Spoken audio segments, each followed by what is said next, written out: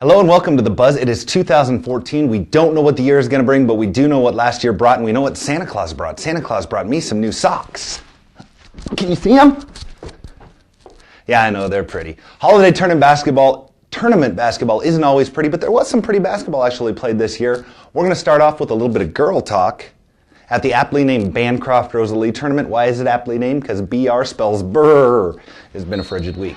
The Howells Dodge boys, the Guardian Angels Central Catholic girls were the winners there. The GACC girls, the reason that they're going to go far this year is because of their depth. They come at you in waves. They go 9 deep. They bring 4 in at a time. They always keep fresh legs on the court. They push the tempo. That's a big reason why they beat previously unbeaten Homer, as is Jenny Kenobi. Kenobi is one of 343 Kenobis on the Guardian Angels Central Catholic roster, and all 343 of the Kenobis can play basketball as well as the rest of the roster. Now on the boys' side of the docket, Howells Dodge, they're doing it this year with defense, which they did it last year, winning the Class D1 state championship. They're actually now 39-0 as a program. They're giving up just 40.1 points per game this year, and that number is even more impressive given that the rules are kind of pushing for better offense. I don't have the numbers to back it up yet. That's actually something I'm going to look into as the season goes on, but scoring appears to be up this year unless you were playing Howells Dodge. But if you are Howells Dodge and you are Luke Hegeman, a 6'5 senior, you're scoring the ball pretty well. He's at 18.6 points, 10.8 rebounds. The Jaguars also have a lot of athletes around him. That's why they are one of the contenders for a Class D1 state title for the second year in a row.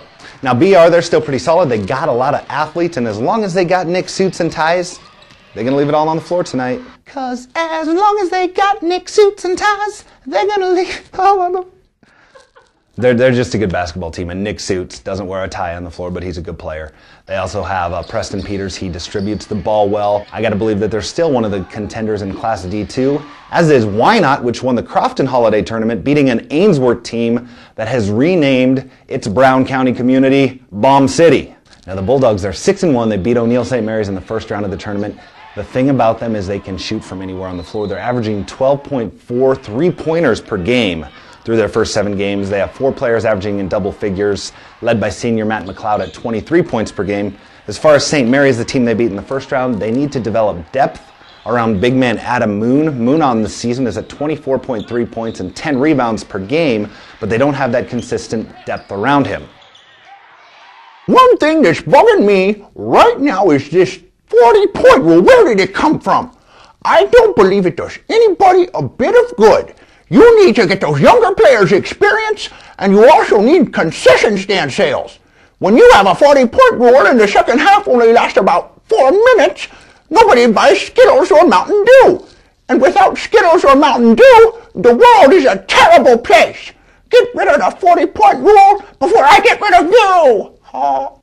Moving on, a quick guest domation. My guest domation is this. Norfolk High is going to win the GNAC tournament this week. They're going to improve to 10-0 with a win over Grand Island. Now looking at the Panthers' schedule, it's not till later in January when they travel to Lincoln Southeast. That's the only game that's going to propose a serious threat, at least on paper. The Panthers are coming off a big win over Columbus. They actually dunked the Discoverers. They look to do that in the first round of the GNAC tournament. We're going to talk about those things. We're going to talk about a whole lot more. We're going to talk about Milton's potential run-in with the law. We're going to introduce you to a dog who new to the area, but he's near and dear to my heart for a long time. We're also going to talk about the potential of snowfall falling in the sky from the earwax of my museum when I eat my shoulder when I go to sleep in the bottom of a church that's never really been there before because, my goodness, I'm going to be admitted to the psych ward next week. Until then, I'm Tom Beamer for The Buzz.